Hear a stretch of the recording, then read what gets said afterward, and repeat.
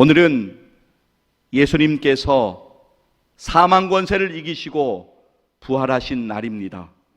기쁨과 감사함으로 맞이하는 부활주일 아침에 부활의 기쁨과 감사하는 마음을 가지고 주위 분들과 이렇게 인사를 좀 나눴으면 좋겠습니다. 예수님께서 다시 살아나셨습니다. 인사 나누시죠? 예수님께서 다시 살아나셨습니다.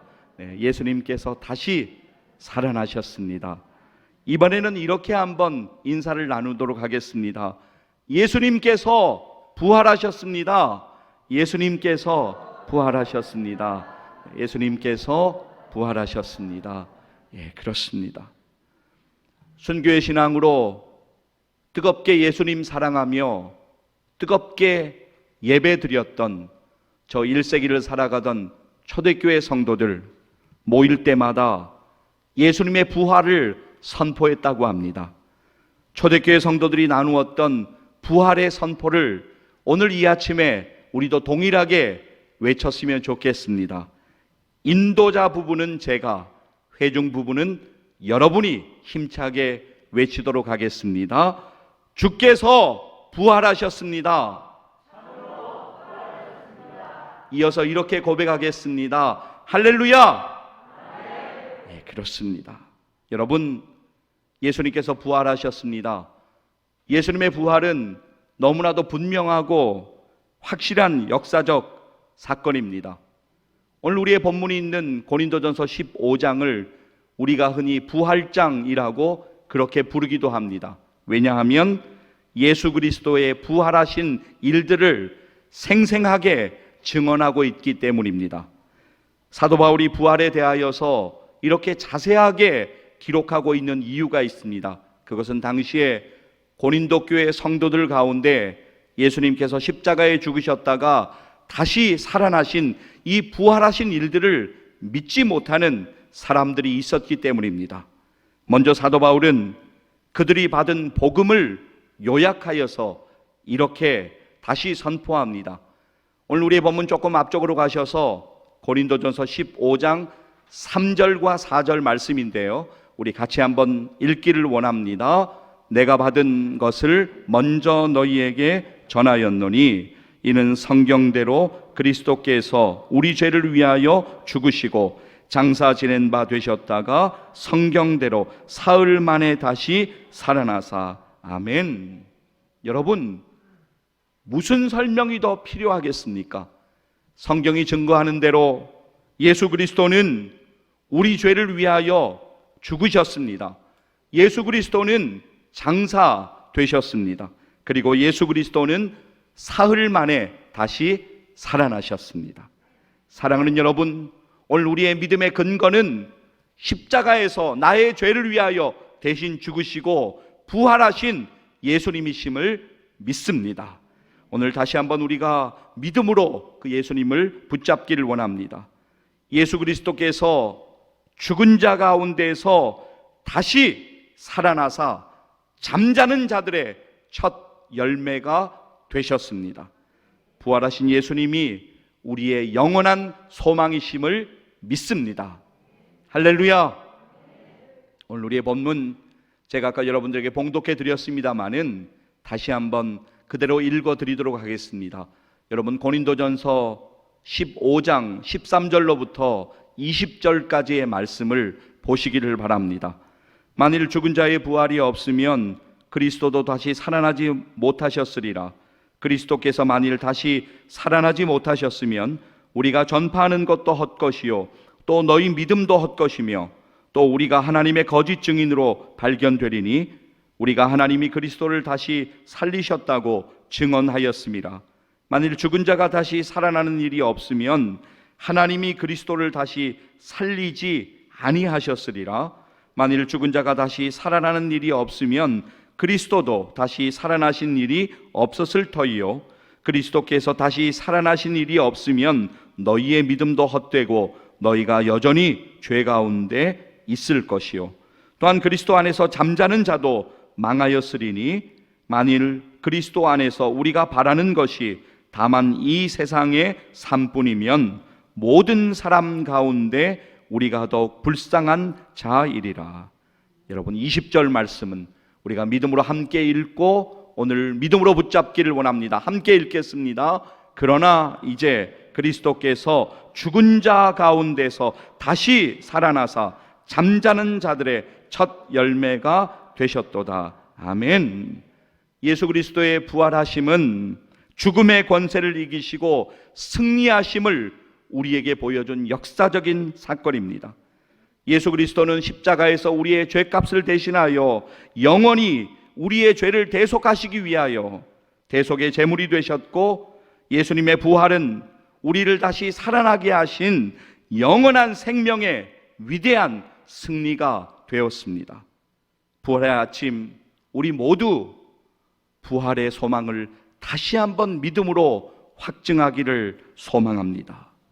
여러분, 우리 안에 회복되는 것이 중요합니다. 이틀 전 금요일 4월 15일 연합뉴스는 이러한 헤드라인으로 뉴스를 보도했습니다.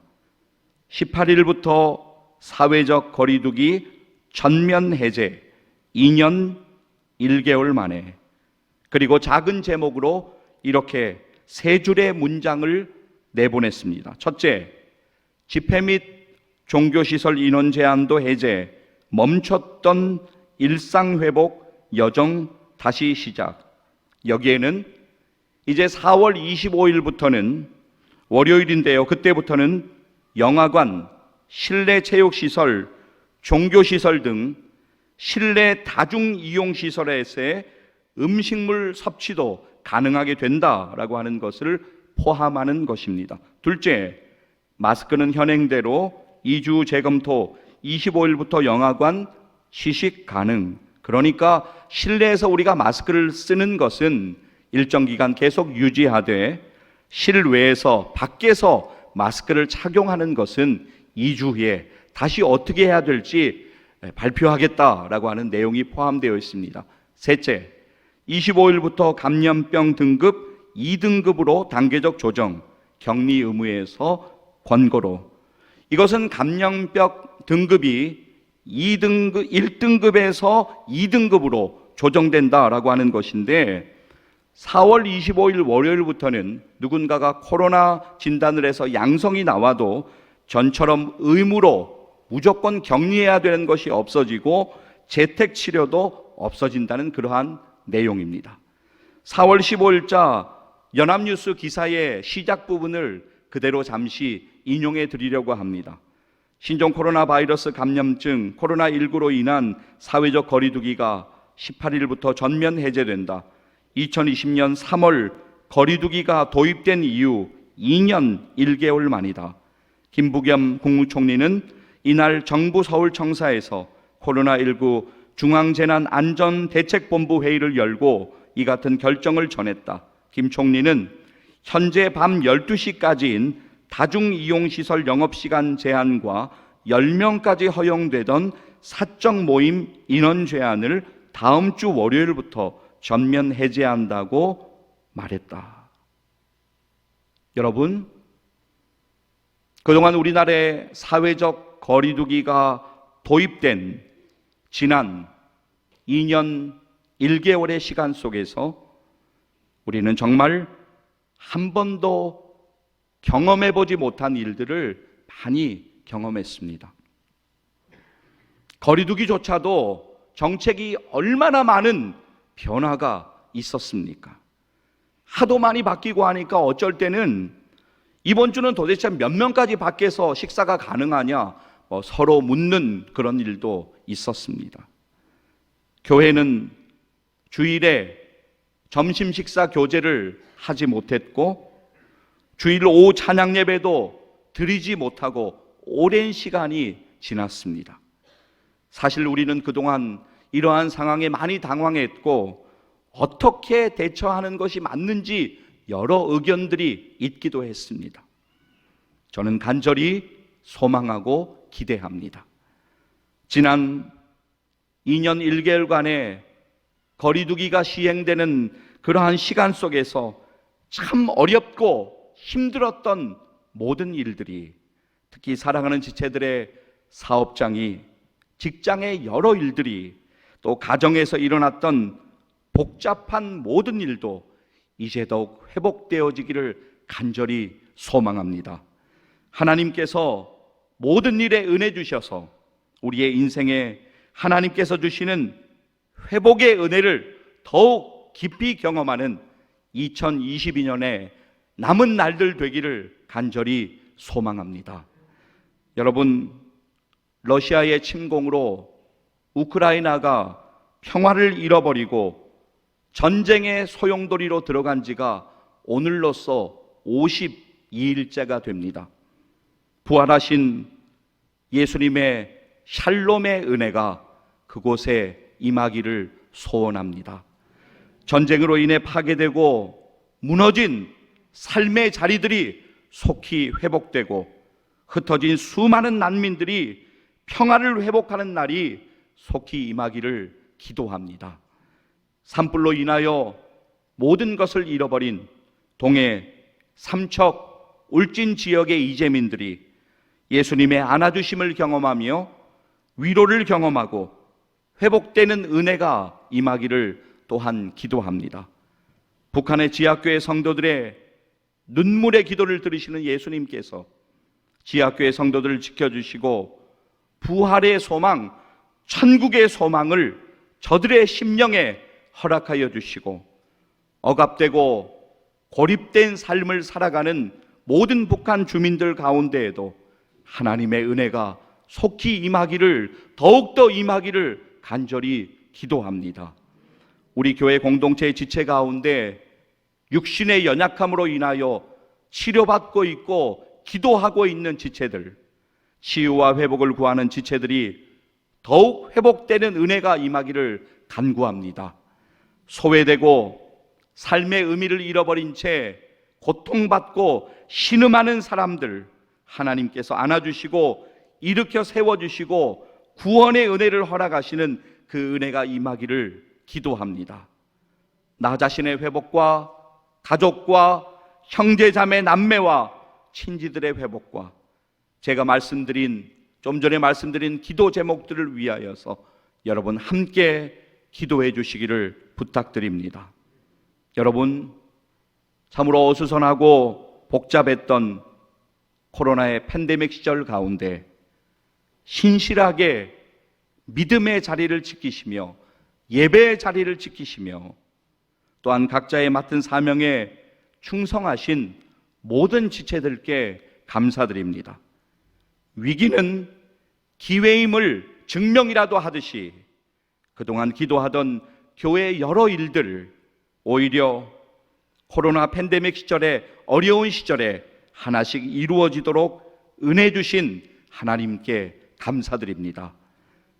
2020년 4월에 교회 엘리베이터 기공을 시작해서 2020년 11월 1일에 교회 엘리베이터 완공 기념 예배로 하나님께 영광 돌리게 하셨고, 2020년 9월 달에는 4층 방송실 이동 공사를 마치게 하셨고, 2020년 11월 1일에는 진홍덕 안수집사님의 임직식을 가지며 교회를 신실하게 섬기는 시무장로님의 리더십으로 세우게 하셨고, 2020년 11월에는 주차장 아스콘 포장공사도 은혜로 마치도록 하셨고, 2021년 6월 달에는 3주간에 걸쳐서 교회 옥상을 칼라강판으로 덮는 교회 옥상 방수공사도 안전으로 마치게 하셨고, 내년 교회 창립 70주년 기념의 일환으로 시작된 교회 역사관 작업 공사도 1차적으로 잘 마무리되도록 인도하셨고, 작년에도 참 어려운 중에도 힘 닿는 대로 우리가 기도하며 후원 선교지를 위하여서 돕고 돌아보는 은혜를 우리에게 하나님께서 주셨습니다. 금년 초에는 교회 엘리베이터 공사로 인하여 저희 교회가 은행으로부터 가지고 있는 부채 1억 원 중에 5천만 원을 상환하여 갚도록 하나님께서 또한 은혜 주셨습니다. 그동안 많은 우여곡절이 있었고 많은 일들이 있었지만 그동안 한 번도 주일 예배를 멈추지 않고 여기까지 오늘까지 나오게 하셨고 지체들의 귀한 헌신과 수고로 영상 예배도 자리 잡게 하셨습니다. 처음에는 본당에서 드리는 예배 나오시지 못하시는 분들 가운데 영상 예배에 참여하시는 분들 숫자가 적었지만 이제는 사정으로 주일에 예배에 나오시지 못할 때 영상으로 주일 11시 예배에 참석하시는 분들의 인원이 늘어난 것을 전해드리면서 예배의 회복을 더욱 사모하며 하나님 앞에 기도하게 됩니다. 지체들의 가정과 또한 개인적으로 이번 코로나 시절 가운데 참 많은 어려움 경험하셨지만 그러나 가만히 생각해보고 돌아보면 오늘까지 여기까지 인도하신 하나님의 은혜를 믿음으로 바라보며 감사하지 않을 수가 없습니다. 사랑하는 여러분, 제가 성함을 일일이 말씀드리지 않아서 죄송하지만 어려운 시절에도 변함없이 하나님 앞에 드린 여러분들의 헌신과 봉사와 충성을 하나님께서 아시오니 하나님께서 은혜를 공급해 주시고 은혜로 축복해 주시기를 간절히 소망합니다. 사랑하는 여러분, 너무나 수고가 많으셨고 모든 것이 하나님의 은혜였습니다. 사랑하는 성도 여러분, 이제 거리두기가 완화되고 해제되는 이 시점에서 이제 우리의 간절한 기도는 우리 모두가 영적으로 더욱 회복되는 것입니다. 여러분 자신이, 여러분들의 가족들이 하나님께로 더욱더 가까이 나오기를 간절히 기도합니다. 거리두기가 우리가 예배에 나오지 못하는 하나의 우리의 핑계가 그리고 이유가 되었다면 이제는 멀어진 하나님과의 거리가 더욱더 가까워지는 은혜를 우리 모두가 경험했으면 좋겠습니다. 지난 코로나 시절에 여러 형편과 사정으로 주일 예배에 참석하지 못하셨던 지체들과 가정들이 많이 있었습니다. 하나님께서 은혜 주셔서 점점 회복되어지고 온전히 영적으로 회복되어지는 은혜가 임하기를 소망합니다. 그리고 코로나와 상관없이 다른 일들로 시험에 빠져 있거나 우울감에 빠져 있거나 무기력함에 빠져 있거나 영적인 기쁨과 감사를 마귀에게 빼앗겼거나 예배가 멈춰버린 지체들, 또 하나님을 떠나 살고 있는 지체들이 회복되는 은혜가 더욱 경험되기를 간절히 소망합니다. 사랑하는 성도 여러분, 이제는 하나님을 향한 믿음이, 하나님을 향한 예배가, 하나님을 향한 기도가 더욱더 회복되어지기를 주의 이름으로 간절히 축복합니다.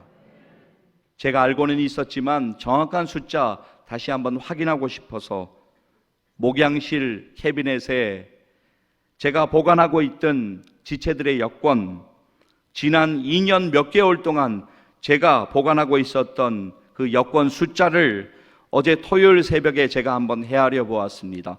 총 7개였습니다. 선교지를 방문하기로 마음 가운데 작정하시고 저에게 여권을 맡겨두시고 제가 보관하도록 허락해 주신 7분 외에도 더 많은 지체들이 함께 이제 후원 선교지를 방문하는 일을 위해서도 기도하기를 원합니다. 당장 몇 달 내에는 가기 어렵겠지만 후원 선교지를 방문하는 모든 일정 가운데에도 하나님의 인도하심을 기대하며 우리가 기도했으면 좋겠습니다. 여러분, 오늘 우리는 부활주일 예배를 드리면서 기쁨과 감사함으로 부활절을 맞이합니다. 오늘 부활절뿐만이 아니라 이제 오늘 부활주일을 기점으로 우리들이 마주하고 있는 삶의 모든 상황들 속에서도 부활의 은혜가 경험되기를 소망합니다. 오늘 여러분들이 마주하고 있는 그 현실, 불안하고 절망스럽고 복잡하고 답이 잘 보이지 않고 어수선한 그 현실의 상황 속에서 회복의 은혜, 살아남의 은혜, 변화됨의 은혜, 부활의 은혜가 경험되기를 간절히 소망합니다.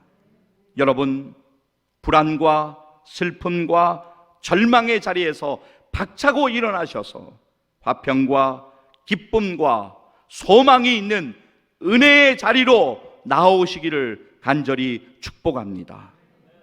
여러분, 우리가 전통적으로 부활절이 되면 부활절 계란을 준비하여 나누고 있습니다. 이번에도 여성교연합회 회장님과 지체들이 참 수고하셔서 여러분들에게 드릴 부활절 계란을 교회 주방에서 정성으로 준비하셨습니다.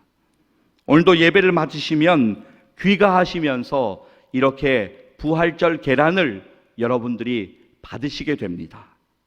부활절 계란을 왜 나누는가에 대한 여러 설들이 있습니다마는 지금 그것을 다 설명드리지 않겠습니다. 저는 부활절 계란을 나누는 의미가 중요하다고 생각합니다.